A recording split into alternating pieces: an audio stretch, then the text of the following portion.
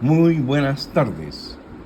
Continuando con estas revisiones y la tecnología de la videograbación, en la tarde de hoy queremos compartir nuevamente alrededor del grupo que se formó el año pasado en julio con la iniciativa Ciudadana Juntos por Panamá.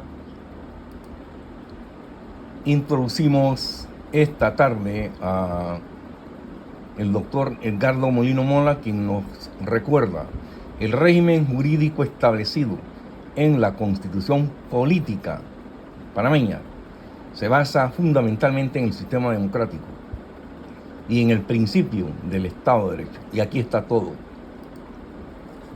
En la tesis del doctor Rubén Darío Córdoba Barría se revisan una serie de conceptos haciendo la salvedad de que incluso hace 200 años Alexis de Tocqueville comentaba que los conceptos democracia y constitucionalismo pueden parecer confusos en su exégesis. Para el doctor César Quintero Correa, a diferencia de la mayoría de los estudiosos nacionales y extranjeros, no concebía al pueblo como titular de la soberanía, mucho menos como titular del poder constituyente. Esto se puede entender en el comentario que sigue, según el cual el pueblo, entendido políticamente, es una unidad política y dinámica, compuesta por todos los ciudadanos de un Estado, en cuyo seno se agitan diferentes fuerzas políticas. El pueblo no es un mero agregado amorfo y caótico de multitudes. El poder constituyente originario hace o sustituye la Constitución. Es la fuerza o capacidad política que tiene el pueblo de darse una Constitución. En palabras de Sieyes, la Constitución no es obra del poder constituido, sino del poder constituyente. La Asamblea Constituyente, por su función, es un ente que produce constituciones. Por su composición, es un conjunto de personas. En cuanto a la finalidad, el poder constituyente originario es político, tiene un poder ilimitado y puede darse en dos situaciones. Una, al formarse un nuevo Estado, y esta puede ser de manera violenta o de manera democrática. Desde el momento en que existe una constitución de un Estado, surge la interrogante de quién la creó, quién la elaboró. La respuesta que nos da la teoría constitucional es que es producto del poder constituyente originario. Siendo el pueblo el titular del poder constituyente originario, es al pueblo a quien compete y corresponde darse su constitución.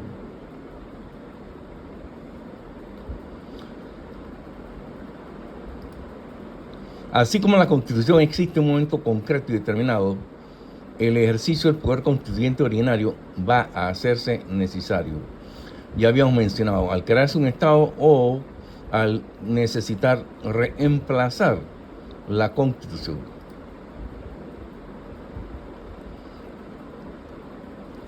El ejercicio del poder constituyente derivado parte del supuesto que existe una Constitución. Los poderes constituidos vienen a ser aquellos creados por el poder constituyente. Entre los poderes constituidos se cuenta el poder u órgano legislativo. El poder constituido ha sido definido como aquel que dentro del mecanismo citado en la Constitución dicta las normas que son necesarias para la vida ordinaria de la nación.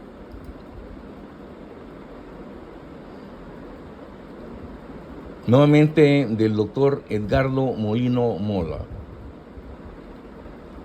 El poder público lo ejerce el Estado conforme la Constitución lo establece, por medio de los órganos legislativo, ejecutivo y judicial, los cuales actúan limitada y separadamente, pero en armónica colaboración.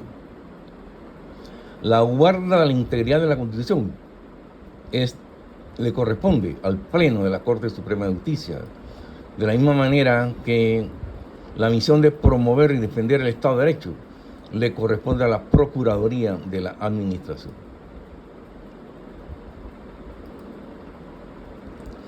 En nuestro año de estudio y de activismo pudimos conseguir un montón de información gracias a la gentileza de los doctores que hemos ido mencionando. En especial los doctores Edgardo Molino Mola, Carlos Bolívar Perecki, Miguel Antonio Bernal. Quiero llamar su atención en cuanto a este comentario del doctor Rigoberto González Montenegro en su libro ya mencionado.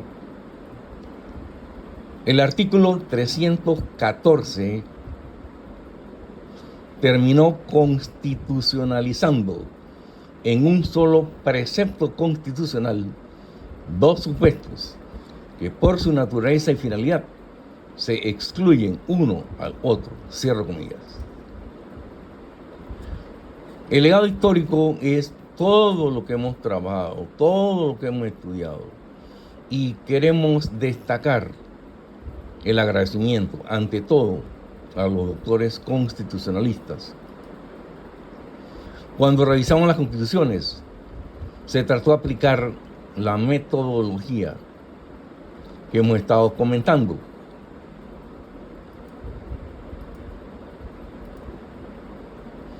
La Constitución Política de 1972 tuvo actos reformatorios en el 78, el acto constitucional en el 83, después de lo cual el doctor César Quintero Correa comentó que esta era una nueva constitución. Las reformas constitucionales en los años 90 se fueron dando en el marco democrático. En la actualidad hay que continuar el proceso de fortalecimiento de las instituciones democráticas y del Estado de Derecho. Igualmente, ampliar los derechos fundamentales. La democracia directa, semidirecta, llamada también participativa, responde a la idea de asociar más estrechamente al pueblo a la gestión de los asuntos públicos. Y esto implica el Estado de Derecho. El Estado de Derecho constitucional regula la vida jurídica, las expresiones gobierno de leyes y no de hombres. El poder público únicamente puede lo que la ley le concede. Finalmente, las constituciones de la era republicana. El Estado de Derecho es fundamental para que los estados cuenten con un marco jurídico nacional claro. Nadie está por arriba de la ley. La separación e independencia de poderes es uno de los principios fundamentales del Estado de Derecho. Comenta el doctor César Quintero en una de sus obras que la Constitución de 1904 fue elaborada luego que se instaló la Convención. Tenía su base en la de 1886, elaborada en Colombia por el doctor Miguel Antonio Carlos. Era de carácter conciliador e individualista. Contenía conceptos como el concordato. Era de un sistema unitario y centralista. El doctor Guillermo Márquez Amado nos ayuda a entender un poco más el porqué de los cambios efectuados entre el 41 y el 46. Son cambios que responden a lo que hemos estado diciendo. Es el tirijala de lo que es la fuerza política y los tiempos. La Constitución de 1941 es la primera constitución social. Tenía un gravísimo componente segregacionista. En esta había un candidato presidencial y un candidato de oposición. El candidato de oposición, don Ricardo J. Alfaro, no estaba presente en el territorio nacional.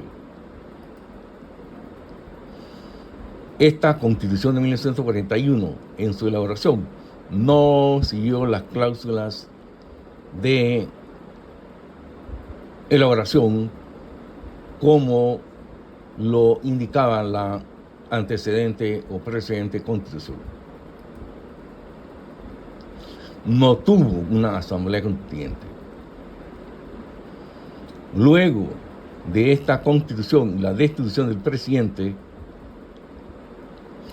entre el 41 y el 45, la falta de gobernabilidad llevó a que la Asamblea Nacional tuviera que sesionar en Chivo Chivo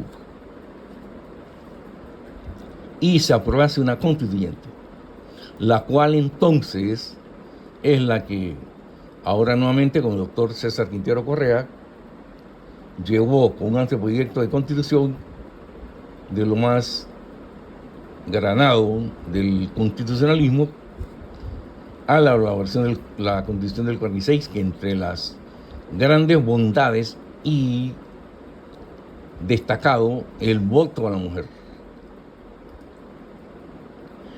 La Constitución de 1972 tiene sus características y es importante reconocer que los actos reformatorios del 78 y el acto constitucional del 83 llevaron al mismo doctor César Quintero Correa a expresar que era una nueva constitución.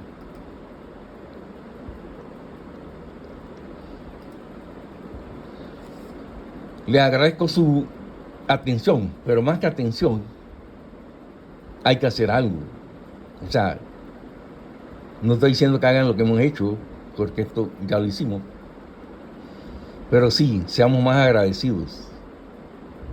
Primero, con Dios y con la patria, con nuestros padres, con nuestros profesores, con nuestros amigos. Gracias, muy buenas tardes.